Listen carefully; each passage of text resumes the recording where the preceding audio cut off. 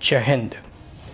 देखिए, बड़ा ये दुर्भाग्य है कि नए संसद भवन का जो है कह सकते हो कि शुभारंभ होने के उपरांत बिहार के आरजेडी जो कि अभी सत्ता में है, सत्ताधीश पार्टी के ट्विटर हैंडल से या ट्वीट किया जाता है कि नए संसद भवन ताबूत की तरह है।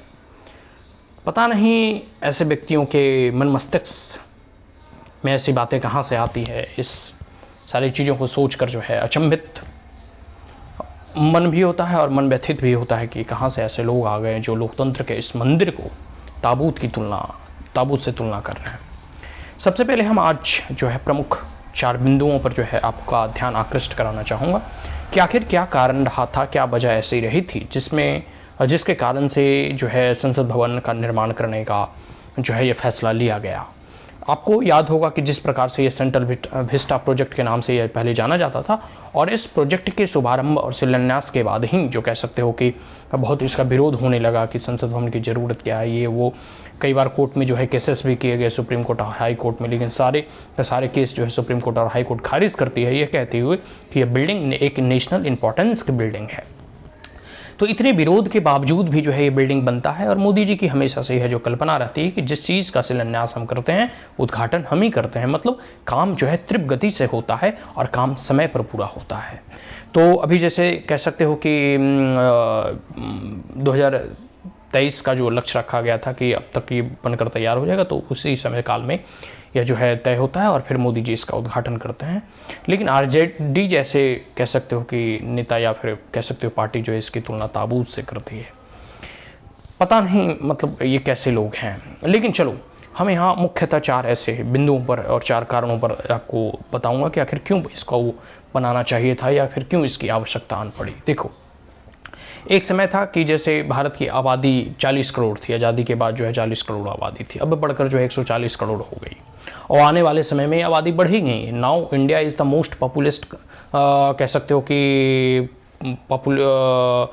India is now the most populest country in the world. ठीक है, पूरे विश्व में अभी भारत की जनसंख्या अन्य देशों की अपेक्षाकृत सबसे अधिक है, पॉपुलेस्ट कंट्री।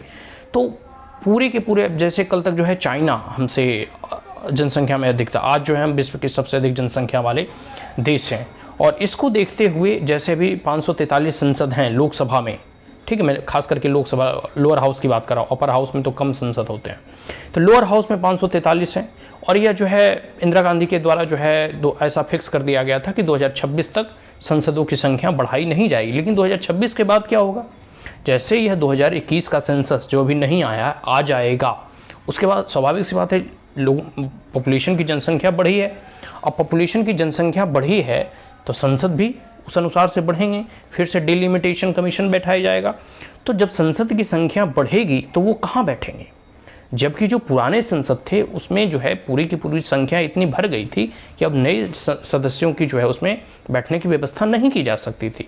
तो पहला तो कारण ये रहा कि जैसे आबादी बढ़ रही है, संसद की संख्या बढ़ेगी, तो इसके लिए आवश्यक है कि जो है उस प्रकार से सीटों की व्यवस्था भी की जाए। तो पहला कारण ये रहा। दूसरा कारण आप कह सकते हैं कि जो पुराना संसद था वो बहुत ही पुराना हो गया था।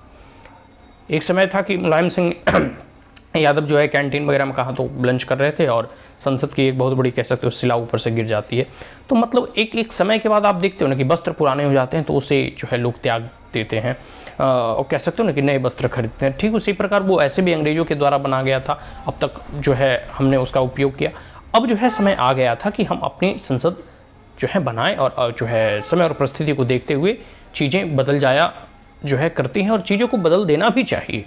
ठीक है, तो जो है अभी नए संसद का निर्माण इसलिए भी ज़रूरी था क्योंकि पुरानी संसद अब रिनोवेशन के लायक रहा नहीं। तो ये तो मुख्यतः 2 कारण होंगे। तीसरा कारण है कि जैसे जैसे समय और तकनीक बढ़ रहा है, एक समय था कि हम लोग पेपर पेन और पेंसिल से काम चलाते थे, अभी जो है सब चीज़ हम टैब के माध्यम से, लैपटॉप मोबाइल के माध्यम से सब चीज़ चलाते हैं। तो जिस प्रकार से टेक्नोलॉजी का विकास हो रहा है, डेवलपमेंट हो रहा है, तो स्वाभाविक सी बात है, आप देखो बजट वगैरह डिजिटली पढ़े जाते हैं। तो अब हर संसद को बोलने के लिए ऐसी नई आधुनिक उसमें तकनीक लगाई जाए, नए कह सकते हो कि समय को देखते हुए जो भावी जो फ्यूचर है उसको देखते हुए नए नए टेक्नोलॉजी का यूज करें, तो जो कि पुरानी संसद में संभव नहीं था, उतना तोड़ फोड़ करके बनाना पॉसिबिलिटी नहीं था। तो नई संसद भवन में इसकी व्यवस्था की गई कि जो है हर जो है संसद को जो है एक लैपटॉप या एलईडी प्रोवाइड कराया गया, मतलब छोटा सा, ताकि वो अपने डॉक्यूमेंट्स को वगैरह वहाँ पढ़ सके। नहीं तो पहले भारी भरकम डॉक्यूमेंट वगैरह लाना पड़ता था।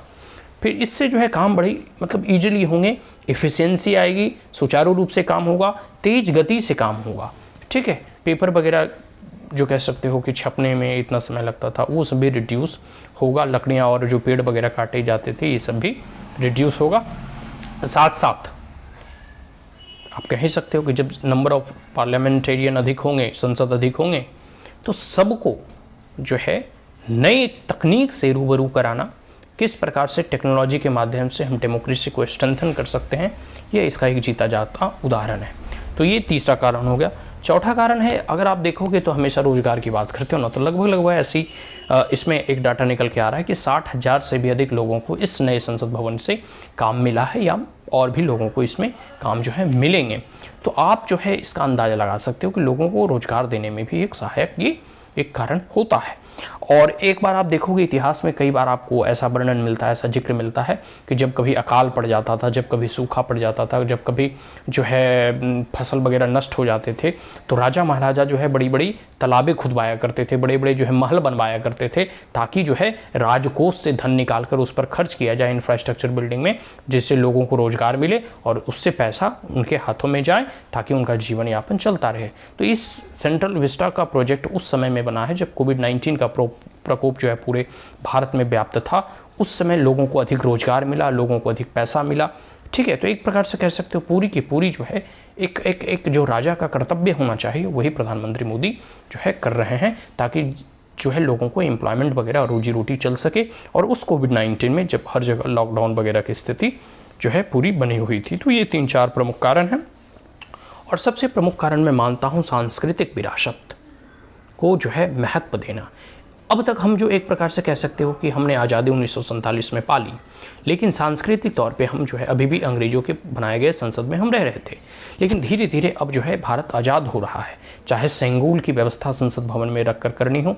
तो ये जो है एक सांस्कृतिक गुलामी से आज़ादी का प्रतीक है कि हमारी जो 1000-2000 साल की जो परंपरा है, उस परंपरा की ओर हम लौट रहे हैं।